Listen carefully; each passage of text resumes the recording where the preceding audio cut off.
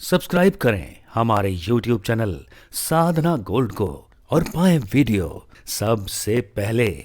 और हाँ, bell icon दबाना ना भूलें। गुरुवं गुरुवं गुरुवं गुरुवं शरणं गुरुवं शरणं। नमस्कार दर्शकों, बहुत बहुत स्वागत है आप सभी का हमारे विशेष कार्यक्रम दिशा धाम में। मैं हूं आपके साथ निशा। दर्शकों, दिशा धाम एकमात्र ऐसा कार्यक्रम है जिसके साथ आप जुड़ते हैं तो आप अपने आप ही अध्यात्म की ओर अपने कदमों को बढ़ाने लग जाते हैं, क्योंकि हमारा ये कार्यक्रम ही ऐसा है जो आपको अध्यात्म की ओर लेकर चलता है। अगर आप अपने जीवन में बदलाव चाहते हैं, आप अपने जीवन में किन्हीं चीज़ों से परेशान चल रहे हैं, समस्याएं बेहद ज़्यादा हैं लेकिन आपको समाधान नहीं मिल पा रहा है, तो भी आप हमारे इस कार्यक्रम से जुड़ सकते हैं। अगर आप चाहते हैं कि जीवन में आप कोई कोर्स करें जिसके माध्यम से आप अपने जीवन को बदल सकें, अपने आसपास के लोगों की समस्याओं को दूर कर सके, तो भी ये कार्यक्रम हमारा आप देख सकते हैं और जुड़ सकते हैं। चलिए अपने आज के कार्यक्रम को यहाँ पर आरंभ करते हैं। हमारे साथ स्टूडियो में मौजूद हैं गुरु माँ तपेश्वरी नंदा जी, उनका स्वागत कर लेते हैं। बहुत बहुत शुक्रिया गुरु माँ आपका। तो चलिए दर्शकों, अपने आज के इस कार्यक्रम को यहाँ पर आरंभ करते हैं। और कार्यक्रम को आरंभ करने के साथ ही आज गुरु माँ मेरा आपसे यही प्रश्न है, जिस तरह से कई लोग हैं जो आपको बहुत मानते हैं, जिन्होंने गुरु दीक्षा ली है गुरु पूर्णिमा में या फिर गुरु पूर्णिमा से पहले भी उन्होंने दीक्षा ली हुई है। चूँकि श्रावण मास चल रहा है, तो श्रावण मास में वो ऐसा क्या करें ताकि उनकी जो अध्यात्म उन्नति है वो हो जाए। निशा जी, अभी जो आपने प्रश्न किया कि जो व्यक्ति दीक्षा ले चुके हैं उन्हें श्रावण मास में क्या करना चाहिए, तो यहाँ मैं यही बताऊंगी कि ये जो प्रश्न है ये सभी के लिए कल्याणकारक है। क्योंकि जो भी कोई व्यक्ति दीक्षा लेता है उसका उद्देश्य यही रहता है कि मैं जीवन में आया हूँ, तो मैंने जो मनुष्य शरीर पाया है, मेरा उद्देश्य क्या है इस मनुष्य शरीर में आने का। या फिर एक प्रश्न हमारे मन में उठता है, जब हम अध्यात्म में आगे बढ़ जाते हैं, मंत्र जप करते हैं, करते करते जब हम खोज की तरफ चले जाते हैं, हमारी जिज्ञासा बढ़ती चली जाती है, तो एक प्रश्न उठता है कि मैं कौन हूँ। इन सब रहस्यों को जानने के लिए, इस सत्य को जानने के लिए हम गुरु से दीक्षा लेते हैं। लेकिन कुछ व्यक्ति ऐसे भी होते हैं कि जो जीवन में भौतिक सुखों को प्राप्त करने में बहुत परेशानी का सामना करते हैं, उनके जीवन में अनेक प्रकार के दुख हैं, कष्ट हैं, तो उनसे बचने के लिए वे गुरु से दीक्षा लेते हैं। ये बिल्कुल सत्य है कि जब आप गुरु से दीक्षा लेते हैं तो गुरु आपके जीवन के समस्त समस्याओं का समाधान करता है। कि जैसे मैं बताती हूँ कि हम बताते हैं कि शाल्विक मंत्र रहस्य हुआ या हमारा जो एब्स्ट्रैक्ट प्रोसेस है लामा फेरा का, उसमें हम 15 के आधार पर जो शाल्विक मंत्र रहस्य की हीलिंग करते हैं या जो एब्स्ट्रैक्ट में हीलिंग कर रहे हैं वो 15 के यंत्र के आधार पर करते हैं। अब 15 का यंत्र के विषय में मैंने अनेक बार बताया है कि 15 का यंत्र माता के 9 स्वरूपों को दर्शाता है और 15 का यंत्र हमारे जीवन की 9 एस्पेक्ट को दर्शाता है। यानी हमारे जीवन की जो 9 गतिविधियां हैं, जैसे ही हम जन्म लेते हैं 9 ग्रहों की ऊर्जा हमारे सहस्त्रार पड़ती है और हम जीवन में आते हैं और हमें जीवन में क्या करना है, जिनके कारण हम जीवन भर संघर्ष करते हैं। यानी पहला नंबर हमारा दर्शाता है कैरियर, दूसरा बताता है विवाह, प्रेम और बुजुर्गों का आशीर्वाद, तीसरा दर्शाता है प्रॉपर्टी, अदृश्य पावर, पूर्वज, पितृ, चौथा धन, पांचवा माता पिता, गुरु और भगवान, छठा सामाजिक दायरा यानी हमारे जो अपने रिश्ते नाते, दोस्त, संबंधी या जिस भी कार्य क्षेत्र में हम कार्य कर रहे हैं वहाँ हमारे साथ रहने वाले कर्मचारी या उसी में हमारे साथ जो हमारे रिश्ते हैं उनको हमें कैसे संवारना है या वो हमारे कितने सपोर्टिव हैं। सातवां हमारा कर्मफल। इसके साथ साथ जब हमारा विवाह हुआ है तो हमारे जो संतान है वो भी हमारा कर्मफल है, यानी हमारी संतान। आठवां हमारी बुद्धि और नौवां नेम फेम। इसी के लिए हम जीवन भर संघर्ष करते रहते हैं। कभी अपनी संतान के विषय में सोचते हैं, कभी अपने वैवाहिक जीवन के लिए परेशान है, तो कभी अपने बड़े बुजुर्गों के लिए परेशान है, कभी हमें माता पिता से प्रेम नहीं मिल पा रहा है या उनसे सपोर्ट नहीं मिल पा रही है या भगवान की हम पर कृपा नहीं हो रही है या जो भी कुछ है, ये सब हम जो है इस 15 के आधार पर ही हम जीवन को चलाते हैं। अब इस 15 के यंत्र में जो माता पिता, गुरु और भगवान, क्योंकि हमें हेल्प कहाँ से मिलती है, या तो माता पिता से मिलती है या भगवान से मिलती है, गुरु से, तो ये स्थान सेंटर में होता है। अगर आप वास्तु की भी बात करते हैं तो आपके घर में ये स्थान जो है ब्रह्म स्थान होता है और यहाँ आपके गुरु की या माता पिता की या परमात्मा की ऊर्जा स्थापित होती है, जिसे हम ब्रह्म स्थान भी कहते हैं। तो इसी ऊर्जा से जो ब्रह्म स्थान अगर हमारा शुद्ध होता है तो पूरा घर का वातावरण हमारा सुरक्षित रहता है। ऐसे ही यदि हमने सेंटर में जो हमारे गुरु का स्थान है, हमने दीक्षा ले ली, तो गुरु सेंटर में बैठ के आपकी 8 दिशाओं के जो भी कोई एस्पेक्ट है उन सबको पूरा करता है। अगर हम विजेता यंत्र की भी बात करते हैं तो विजेता यंत्र भी इसी आधार पर बनाया गया है। जो व्यक्ति दीक्षा नहीं ले पाते हैं और चाहते हैं कि हमारे जीवन में भी किसी गुरु का सानिध्य हो या परमात्मा की कृपा हम पर बने, तो ऐसे व्यक्ति विजेता यंत्र को धारण करके भी गुरु का सानिध्य प्राप्त कर सकते हैं। तो अब हम यहाँ बता रहे थे, हमारा जो प्रश्न था वो यही था कि हम श्रावण मास में क्या करें। तो ये श्रावण मास में करने के लिए हमने इसीलिए लिया है कि हमारी आध्यात्मिक उन्नति हो या हमारे जीवन से जो हमारे जीवन में हमारे जीवन की एस्पेक्ट है वो सारी पूरी हो। जो व्यक्ति दीक्षा लिए हैं, जिनको मैंने मंत्र दिया है, और मंत्र मैंने उन्हीं के जो उनके संस्कार हैं या उनके इष्ट हैं या उनके लिए जो आवश्यक है उनके अनुसार उनको दीक्षाएं दी हैं। चाहे मैंने उनको नारायण का नाम दिया है, चाहे राम का नाम दिया है, चाहे शिव का नाम दिया है या माता का नाम दिया है, जिस भी किसी देवी या देवता के नाम का मैंने दीक्षा दी है, उसी के नाम के साथ साथ मैं जो माला देती हूँ, आसन देती हूँ, उसके साथ जो हमने नियम बता रखा है, उस नियम के अनुसार यदि आपका समय और आपने नियम सही रूप से कर लिया, यानी आपका जो स्थान और नियम आपका सही रूप से है और आपके मंत्र की संख्या जो मैंने दी है आप उसको ज़्यादा से ज़्यादा बढ़ा दें। यानी आप एक संकल्प कर लें कि मैं श्रावण मास में इतने मंत्र जप अवश्य करूँगी। तो इस मंत्र जप को करने के लिए यदि आपके पास एक ही समय में बैठकर करने का समय नहीं है तो आप ब्रह्म मुहूर्त में, दोपहर में, मध्याह्न समय में और शाम को जब सूर्य अस्त होता है, जो दोनों समय मिलते हैं, उस समय में अपने इस अनुष्ठान की पूर्ति कर सकते हैं, अपने मंत्र जप को जप सकते हैं। यहाँ मैं एक बात और बता दूं, जिन साधकों ने इस मंत्र जप को श्रावण मास में किया है उनके माला भी सिद्ध हो जाती है।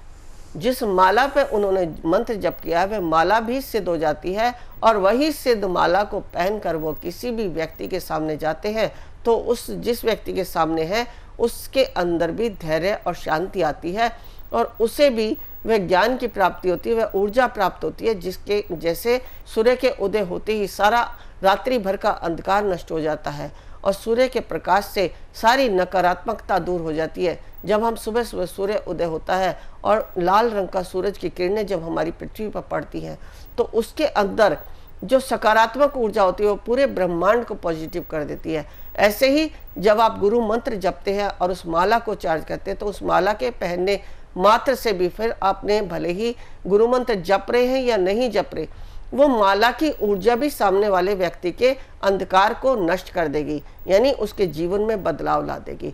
तो ये सब करने के लिए जैसा कि हमने आपको माला दी है, आसन दी है और एक मंत्र दिया है, आप ब्रह्म मुहूर्त में अपने नित्य क्रम से निवृत्त होकर एक ही स्थान पर, एक ही आसन पर और एक ही समय में बैठकर जप करते हैं तो आपके जप का आपको अनंत गुना फल मिलता है।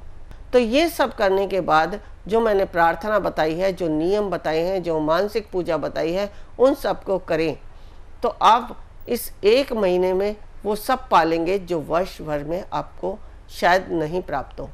तो ये एक तो जो हमारे शिव की, महादेव की ऊर्जा पूरे ब्रह्मांड में होती है। जो महादेव बहुत ही दयालु हैं, अपने हर साधक की छोटी सी पुकार सुनते ही महादेव उनकी हर इच्छा को पूर्ण करते हैं। तो आप इस श्रावण मास में यदि जप अनुष्ठान करते हैं तो आपके कार्य सिद्ध होते हैं और आध्यात्मिक उन्नति होती है। इस आध्यात्मिक उन्नति के लिए जैसे अभी हमने बताया कि अगर आप गिनती भी गिन रहे हैं तो उसकी गिनती की संख्या कैसे गिननी है ये मैंने अपने प्रत्येक साधक को बताई हुई है। उन्हें मालूम है कि हमने कैसे माला को गिनना है।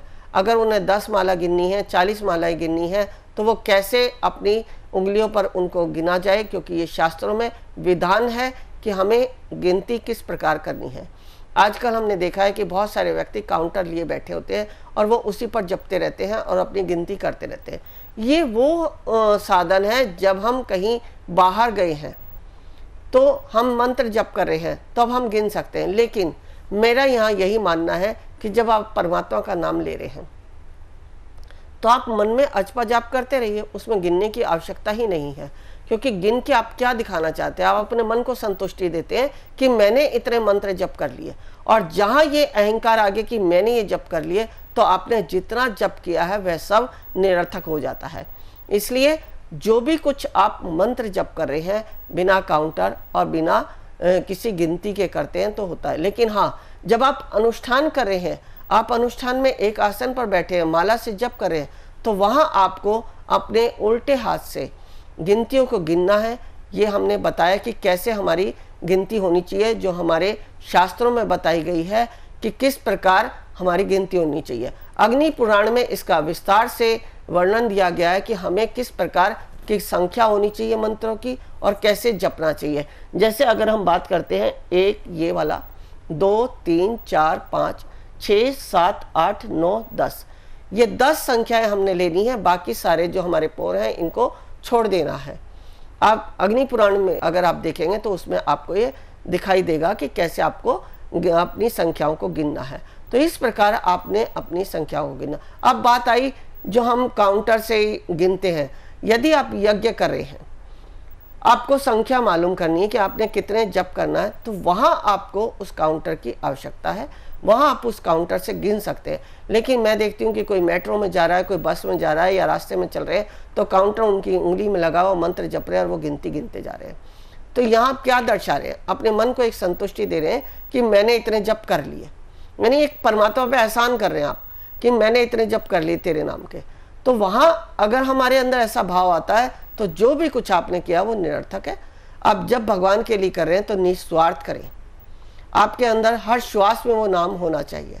हर श्वास में इसीलिए कहा है, जैसे मैंने अपने पिछले एपिसोड में बताया था, काल भेदन का समय, काल पुरुष का स्थान। तो काल पुरुष का स्थान क्या है? वो काल भेदन का समय होता है, जो हर 52 सेकंड के बाद आता है, जो 8 सेकंड के लिए आता है। उस 8 सेकंड में आपने जो भी कुछ विचार अपने मन में लाए वो बिल्कुल सार्थक हो जाता है। अगर आप रास्ते में चल रहे हैं और आप बाइक पे हैं, आपने सोच लिया, मन में जरा सा विचार कर लिया कि मेरा एक्सीडेंट हो गया, और वो एक्सीडेंट का भाव आपका उस 8 सेकंड में ही आया, तो आपका एक्सीडेंट निश्चित है। तो इसीलिए कहा है कि जब वो आपने 8 सेकंड में एक एक्सीडेंट का भाव सोचा, अगर उसी 8 सेकंड में आप परमात्मा का नाम लेते हैं, अथवा जप करते हैं, तो वही जप 8 सेकंड के अंदर आपने जितनी बार भी गिना वो आपका जो है परमात्मा को अर्पित हो जाता है। और जो हम परमात्मा को अर्पित करते हैं वो हमारा मल्टीप्लाई होके वापस हमें मिलता है। तो इसलिए हमें अजपा जाप करना चाहिए हर समय परमात्मा का नाम लेने के लिए। इसी कहा जाता है कि ना जाने कौन सी घड़ी में हम परमात्मा से जुड़ जाएं और वही कड़ी हमें हमारे उद्देश्य की पूर्ति करा दे। तो अजपा जाप और काल भेदन, ये सारे ज्ञान आपको आध्यात्मिकता से मिलते हैं। जब आप अध्यात्म में आगे बढ़ते हैं, जो ये सारा ज्ञान, जितना भी ज्ञान है, जो भी कोई साधक मेरे पास पूर्ण ज्ञान की प्राप्ति के लिए आते हैं, उनको मैं जो कोर्स कराती हूँ, जैसे चाहे किसी के लिए 3 साल है, 5 साल है, यानी योग्यता के अनुसार वो कितने ही दिन में क्यों ना सीखे, चाहे 6 महीने में सीखे, साल भर में सीखे, 3 साल में सीखे, 5 साल में सीखे, लेकिन मेरा प्रयास रहता है कि मैं उसको पूर्ण ज्ञान की प्राप्ति कराऊं। तो ऐसे छोटे छोटे ज्ञान हैं जो हमें जीवन में बहुत ही आवश्यक होते हैं, और हमारे मार्ग जो हमारा आध्यात्मिक है, यानी आध्यात्मिक और ये जो सांसारिक है, इस संसार में हमें जीना है। हम ये भी नहीं कहते कि आप पूर्ण आध्यात्मिक हो जाओ, क्योंकि पूर्ण आध्यात्मिकता भी हमें रहने खाने या जो जीवन में हमें जिस कर्म के लिए हमें परमात्मा ने यहाँ भेजा है उस कर्म को भी पूरा करना है। हम गृहस्थ में हैं तो हमें अपने परिवार को देखना है, अपने बच्चों को देखना है, उनकी जीविका करनी है, उनके समस्त जो हमारे घर के मांगलिक कार्य हैं उनको भी हमें पूरा करना है। तो ये अध्यात्म जो हमें लौकिक कार्य हैं उनकी पूर्ति करने के लिए बहुत ही सहायक होते हैं, इसीलिए हम अध्यात्म की तरफ जाते हैं।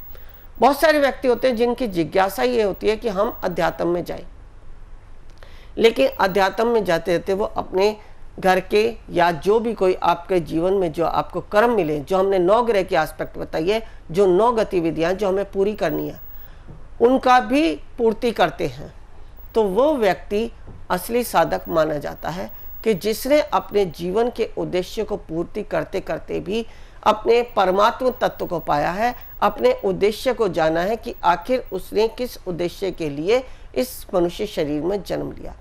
तो इस मनुष्य शरीर के जन्म को सार्थक करने के लिए ये श्रावण मास बहुत ही उत्तम है। अब इस श्रावण मास के बाद जो चतुर्मास आता है, जो देवशयनी एकादशी से लेकर देवउठनी एकादशी तक का जो समय होता है, जिसे हम चतुर्मास कहते हैं, इस चतुर्मास में विष्णु भगवान क्षीर सागर में शेष शैया पर शयन करते हैं। उस समय जब इस जो हमारा मृत्यु लोक है, जो हमारा संसार है, इसका भरण पोषण करने के लिए हमें परमात्मा की ऊर्जा बनाए रखने के लिए अपने जो हमारे मंत्र जप है उनका अनुष्ठान या परमात्मा से संबंधित जो भी कोई हम कार्य कर रहे हैं वो हमें करना है। जैसे हम कहते हैं कि तुलसी में दीपक जलाना इस चतुर्मास में बहुत ही जरूरी है कि जो भी कोई चतुर्मास में तुलसी माता के नीचे दीपक जलाता है उसे अनंत फल की प्राप्ति होती है, उससे विष्णु का आशीर्वाद प्राप्त होता है, उसे श्री हरि नारायण की कृपा मिलती है। तो ये सारे जो हमारे संस्कृति के अनुसार नियम बनाए गए हैं, इनके पीछे भी कोई कारण है। जब हम इन कारणों को समझते हुए अपने जीवन में इनको अपनाते हैं तो हमारा कर्म कोई भी हुआ वह कभी खाली नहीं जाता और उस कर्म का फल हमें अवश्य मिलता है। ये हमारी संस्कृति, भारतीय संस्कृति, जिसमें हमारे शास्त्र, वेद, ग्रंथ और हमारे ऋषि मुनि जो हमारे गुरु हैं, संत हैं, उनके द्वारा ही कहे गए वचन हैं और ये कभी असत्य नहीं होते। इन्हीं पर यदि हम पालन करते हुए अपने जीवन यापन करते हैं तो हम अपने मार्ग पर अवश्य आगे बढ़ते हैं। इसीलिए जो हमने दीक्षा दी है उसका श्रावण मास में गुरु के वचनों को सुनते हुए हम इसका अनुष्ठान करते हैं तो हम जीवन में वो सब पा सकते हैं जो हम लौकिक सुविधाएं तो पाना चाहते हैं, लेकिन पारलौकिक जो इस लोक से परे है उसको भी प्राप्त कर सकते हैं। तो बिल्कुल दर्शकों, अगर आप भी हमारे इस कार्यक्रम से जुड़ना चाहते हैं तो टीवी स्क्रीन पर जो नंबर्स चल रहे हैं, आप इन नंबर्स पर संपर्क करके हमारे इस कार्यक्रम से जुड़ सकते हैं। अगर आप कोई हीलिंग कोर्स करना चाहते हैं तो भी आप हमारे इस कार्यक्रम से जुड़ सकते हैं।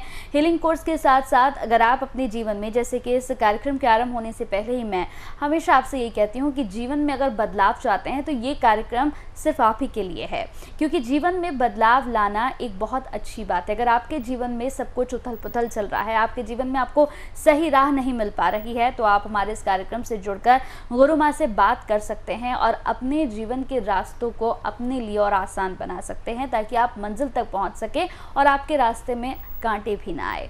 तो आप हमारे इस कार्यक्रम से जुड़ सकते हैं। टीवी स्क्रीन पर जो नंबर्स चल रहे हैं इन पर संपर्क कर सकते हैं। गुरु माँ से मिलकर बात करना चाहते हैं या फिर उनसे मिलना चाहते हैं तो ये भी संभव है, लेकिन संभव तब है जब आप इन नंबर्स पर कॉल करेंगे, संपर्क करेंगे और आप एक छोटा सा अपॉइंटमेंट लेंगे। तो चलिए, अब वक्त की कमी है हमारे पास, लेकिन फिर भी पूरा प्रयास यही होता है कि आपसे जुड़ें और आपसे जुड़ने के बाद यहाँ पर तमाम आपकी समस्याओं को लेकर भी बात करें। बहुत बहुत शुक्रिया गुरु माँ आपका, आप जुड़ी, आपने इतनी महत्वपूर्ण बातें की, बहुत बहुत शुक्रिया आपका। नमस्कार। ऋषिकेश में जो हम शिविर कराने जा रहे हैं, हमारा उद्देश्य है कुंडलिनी जागरण। कुंडलिनी जागरण के लिए आवश्यक है ओम को सिद्ध करना, नागपाश खोलना, विचारों से शून्य होना, समर्पण भाव आना, शरीर में बैठने की क्षमता होना, तभी आप प्राप्त कर सकते हैं कुंडलिनी शक्ति को। यदि आप भी चाहते हैं कुंडलिनी शक्ति को पाना तो अवश्य आए हमारे इस शिविर में। गुरु माँ तपेश्वरी जी बढ़ाए एक कदम अध्यात्म की ओर और पाएं स्वस्थ शरीर, संपन्नता व एकाग्रता। गुरु माँ के द्वारा 108 प्रकार की दीक्षाएं प्रदान की जाती हैं, जिन्हें लेकर आप अपने जीवन को सुखों से भर सकते हैं। आप गुरु माँ से ध्यान व उपचार पद्धतियां सीख सकते हैं, जैसे मुद्रा विज्ञान, साधना से सिद्धियों की ओर, तत्व ज्ञान, लामा फेरा, तनाव, डिप्रेशन, पागलपन, नजर दोष, टोने टोटके में अत्यंत प्रभावी, योग माया, रोगी को रोग मुक्त करना, हुंकार विद हलीम बौद्धिक, विकास एवं लक्ष्य प्राप्ति हेतु, टिंटी सर्कल एकाग्रता बढ़ाने के लिए। हमारा पता है Disha Dham near Adarsh Nagar metro station, gate number 2, Delhi 110033। Phone number 8287676694 9643297059।